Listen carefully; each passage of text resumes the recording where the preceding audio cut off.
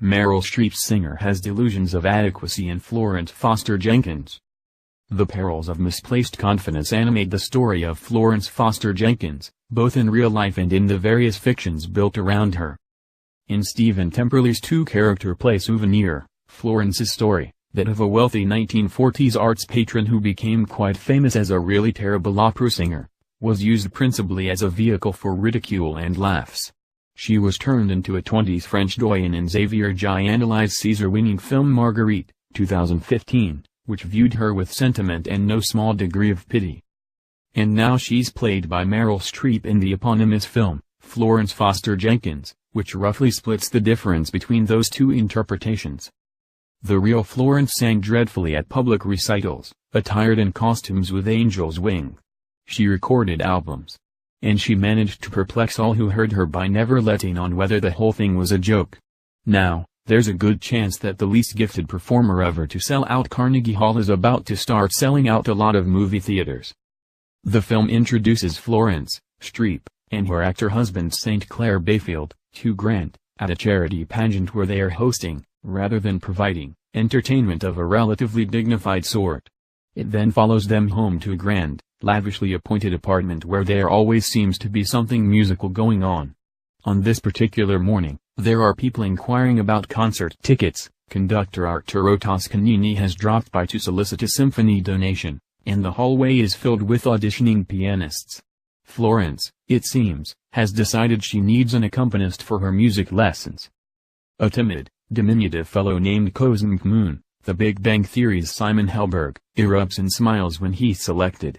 And he's still smiling the next day when her distinguished music instructor begins the lesson. And then his smile fades as he hears his patron's voice for the first time, and the instructor greets her strangled shrieks with a quiet, "There's work to be done, but you've never sounded better." Now you'll note that "never sounded better" is not quite a compliment. Nor is a later comment that there is no one quite like you. But you see how this works. St. Clair Bayfield protects his wife by surrounding her with people he pays to be supportive. And who's hurt, really? Until, that is, Florence's enthusiasm leads her to propose a public concert. At which point, Cosm can't understand why St. Clair is so calm. What Cosm doesn't know is that Florence's husband has been through this before. The guests at the concert will all be pre-screened, folks who know her, who have benefited from her generosity, who have, in short, reason to applaud. Then Florence does something that causes even her husband alarm. She rents Carnegie Hall and offers most of the tickets to returning servicemen as thanks for their war effort. When a recording of Florence is leaked to a radio station, demand goes through the roof, and the problem for St. Clair becomes how to deal with a raucous SRO crowd and, more particularly, the press. Hugh Grant's stammering has rarely been put to better use. Director Stephen Frears has made Florence Foster Jenkins more affectionate than affecting, taking a frothier approach than the French film Marguerite did, though seldom descending into actual farce. The real Florence Foster Jenkins did rent Carnegie Hall, and she and Cosmic Moon did perform there to a sold-out crowd, barely a month before she died. Some said of distress at the crowd's less-than-friendly reception.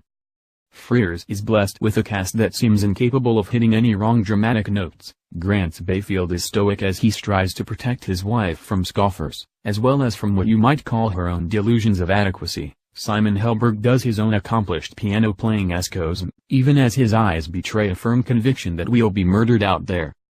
And the film revolves around, and would be more or less unthinkable without, Meryl Streep, who is not only doing her own excruciating singing on the soundtrack, but is inhabiting the dotty diva of the title as fully as she has such other real-life figures as Margaret Thatcher and Julia Child. She looks at times like a sort of musical Margaret Dumont, upholstered in a dowager's furs and gowns, ignoring a whole world of Marx Brothers distractions. But she's so much more fragile, and hopeful. And, though you come to laugh at her, you'll likely reconsider.